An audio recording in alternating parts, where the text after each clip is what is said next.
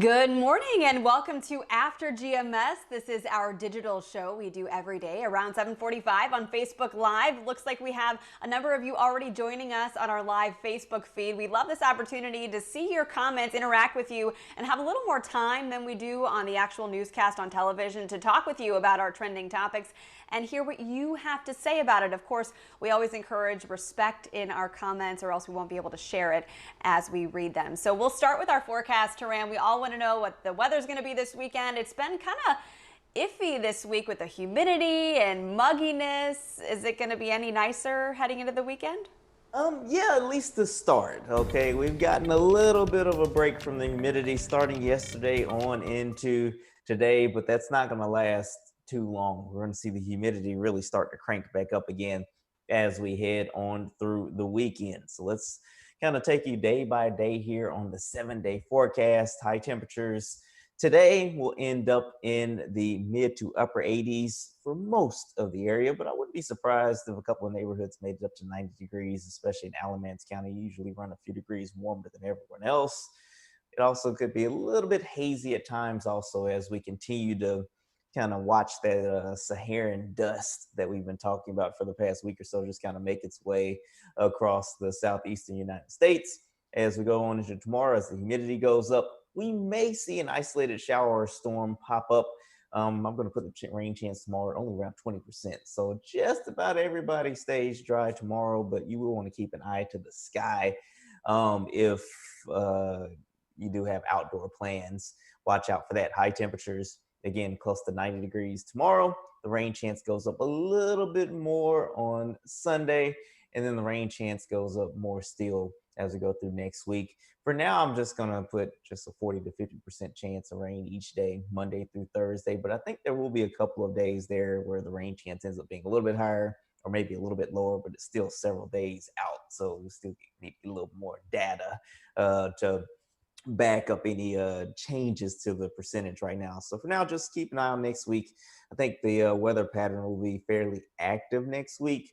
And temperatures should start to cool down a little bit through the middle of next week. Right now, it's not looking like we're going to see a huge cool down, at least not through the middle of the week, but we're still watching for the 4th of July weekend for the possibility of temperatures a little bit cooler. But in the meantime, that's a quick look at your 7-day forecast. See, when I hear cooler, Taran, I automatically think 70s, maybe a high 60 here or there, but 84 is your cool down. That's what we're gonna keep it keep it to for now. But you know what? We can't be too choosy this time of the year. You know, it could be 95 out there right now, so we'll take true. 84. You know, it's a little warm for me too, but I'll take it. It's all in your perspective, right? Well, speaking of that, we want to get your perspective on a few conversations. We'll jump right into our first one. A bill to reopen bars and gyms in North Carolina failed this week after lawmakers could not override Governor Roy Cooper's veto.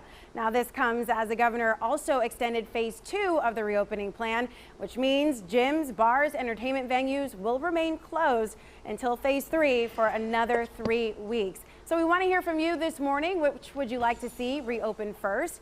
And while you're letting us know whether it's a gym, a bar, a theater, or maybe an amusement park, we'll take a closer look at the legislation that failed. So the House needed a supermajority to get the override to the Senate, but they did not get it. Some lawmakers said they would rather pass a bill that focuses on only bars or only gyms. A big point of contention was a clause in the bill regarding Governor Cooper's ability to reclose businesses. It would have required getting permission from the Council of State, which is a Republican majority part in the Senate, and some lawmakers took issue with limiting that power. So just last night, the Senate adopted what they're calling a clean reopen bill. It would only reopen gyms and does not have that clause limiting the governor. Of course, we'll let you know if that passes. Sorry, my camera angles changed on me, so I'm addressing this one now. So we want to know, which would you like to see open first? And your choice is really anything because it's open right now, but you can do gym, amusement park, entertainment venue, or theater. You can also choose a bar. So there are a few different options here. We'll see what you guys are saying, and then we'll go to our panel, which I believe is all set now. All right, so the panel's here. Looks like not a lot of comments here, so we'll start with you, Taran, until we can get some folks to get caught up here. Okay. I think as far as well, first and foremost, certainly have concern about the businesses that have had to shut down. I know this is definitely a tough time for them for sure. Definitely don't want to make light of that. But I will say for me, personally, probably gyms more so than anything. My wife and I have gym equipment and all that stuff, and I could be working out, every day at home. But um, I found that it was just easier for me to focus when I was actually in a gym setting. Part of it probably is just because I'm a guy, so I'm always trying to compete with the guy across the gym that's lifting more weights than me. But it just helped me to focus more there. Other than that, I do definitely do miss going, to bars and going to movies and things like that. So, you know, and as I've sound like a broken record, but I think along with just about everybody else, is looking forward to get back to some sense of normalcy. And I put that in quotes because normal is relative to everyone, but to getting back to where you have some of the things that we tend to be used to around here. Yeah, normal. Wow, that's a word. Mhm. And it means something different to everyone. So, Meg, if you were weighing in here, would you want gyms to reopen first, bars, amusement parks, maybe movie theaters, or those entertainment venues that, especially like the Performing Arts Center in Greensboro, all this build up to opening day, and it just kind of went on without it?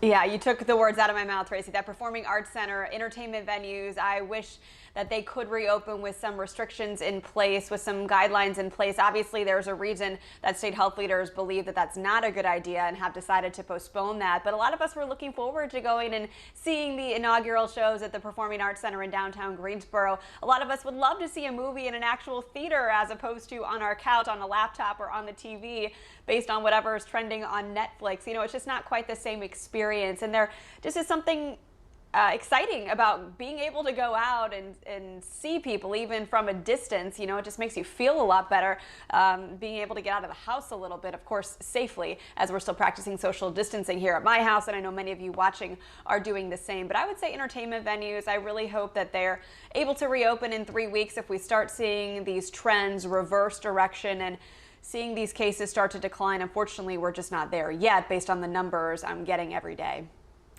Well, speaking of that, we are seeing the movie industry starting to make some changes, especially in Italy and other countries that have kind of hit that curve already and are implementing the next phases of their plan. So like AMC, one of the leading movie or theater companies here in the U.S., says that they're going to start requiring masks from everyone who is entering, and they are also going to put social distancing and ticket ahead purchasing in place. And then in Italy, we're seeing the same thing, where people have to sit, regardless if you're a couple or not, have to sit several seats away from each other as they bring movies back into theaters. So there are some adjustments being made here, not only as a community, but at the industry level, to keep people safe. And if those rules are in place, then at this point we'll have to just make decisions on whether we're going to abide by them or not. So there are a few people who are weighing in right now. Let's see. Divine Nicole Hatfield says, no, I think things should remain closed because people are not listening and using face coverings. The number of cases keeps climbing, and I work in the healthcare field, and I am on eggshells daily, not knowing who has COVID-19. I can certainly understand your concerns there, especially being on the front lines, and we certainly appreciate all that you're doing during this pandemic. Melanie Cole says, unless there is enforcement with the face coverings, it's useless. I'd love to go to the gym for sure. Guarantee it's less crowded than at Walmart. Teresa Rake says the pools, and then Rebecca brings up the fact that it's hard to breathe with face masks on. Tamrika Lynn Collins says if they can provide a safe environment, why not? Either way, I don't go to any of them, but safety first. And then we're also hearing from Let's see, here's one from Ramona. She's like, I know this was going to happen. I wish everything could open so everyone could go back to work and life can get back to normal. As you mentioned, Taran, that's kind of like the big concern is, safety, obviously, but those businesses that have been closed for 3 months or longer now, it's like they want to open. Yeah, I mean, definitely. I mean, people want to work. People want to be able to go to the places that they're used to going to. But I mean, and I'm not going to go on a long, diatribe here and just talk for a while. But I'll just say, people are definitely I guess tired of having to deal with it, but unfortunately that is the situation that we're in. And again, as we mentioned yesterday, our political leaders from, the top of federal government all the way down to state government, all the way down to local government, definitely are in a tough situation. They're in a tough spot because obviously they like this to go away as well so they can get back to other issues. But this is a situation that we are in, not only here in the United States, but, all around the world.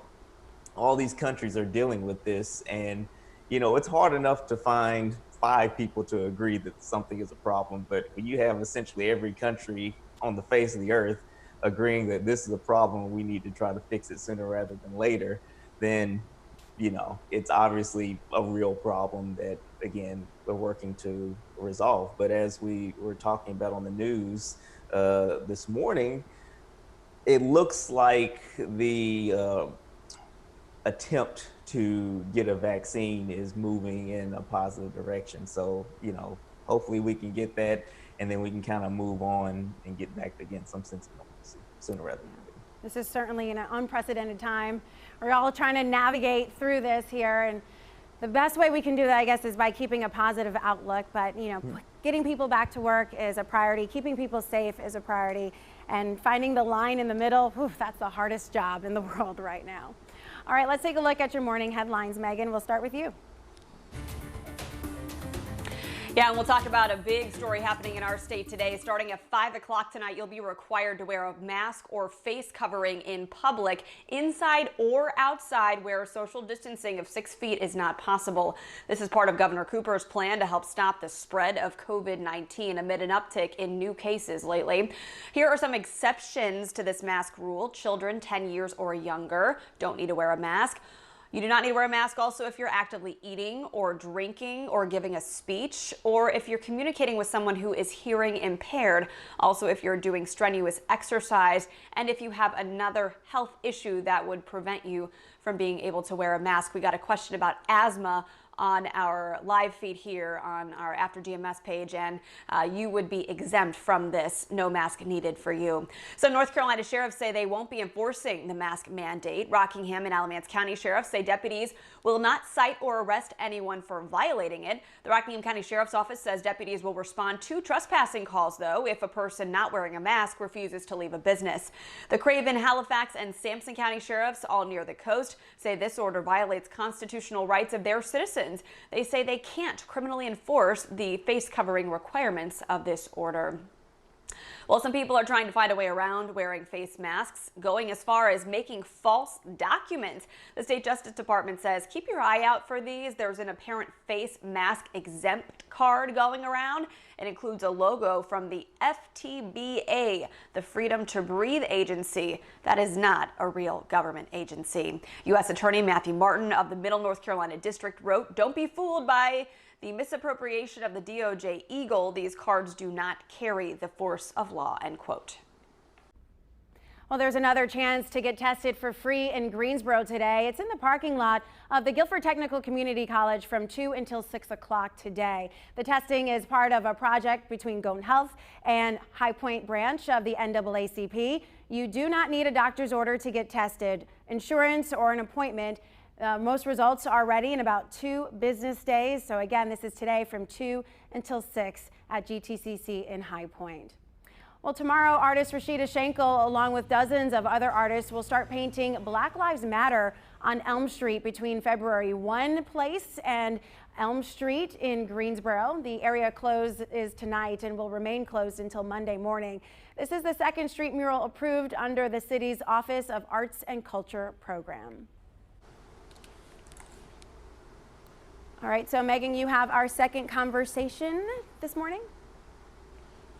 Yeah. So if being out in the summer sun has you thinking about traveling somewhere, perhaps you're eager to get out of the house, you might need to pump the brakes a bit. Some states are requiring you to quarantine for 14 days if you've been to states known as COVID-19 hotspots. Well, those hotspots now include North Carolina. So we want to know, would you travel if you had to quarantine upon arrival? Let us know in the comments here. In the meantime, let's tell you a little bit more about this. The governors of New York, New Jersey, and Connecticut announced travel advisories requiring visitors from 9 states, including both Carolinas, to self-quarantine for 14 days. In New York, people who don't comply risk a fine of up to $10,000. So I want to give an example to make this easy to understand here. So I live in North Carolina. Say I wanted to go visit my cousin who lives in New York City.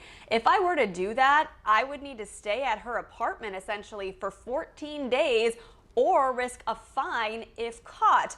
Or another example, even if you're curious how this would be enforced, if someone were to contact trace COVID back to me and found that I had violated this order, I could be liable or in trouble for violating it. So we want to know, would you consider traveling somewhere for 14 days? Taran, you made up a good point earlier about it depends on the destination, I suppose, right? Yeah, definitely. You know, the Northeast is definitely a nice place to visit, but you know, that's one thing, but Hawaii is a different thing. If I'm going to Hawaii, I don't mind being stuck in a hotel room for 6 weeks. Really, I don't care. You know, that's not that bad to just sit in a hotel room in a nice place like that. But just to go to, you know, kind of your typical town or city or something like that and risk, and then have to deal with the quarantine, probably not. Well, let's reverse this, guys. Yeah, Trace, what about you?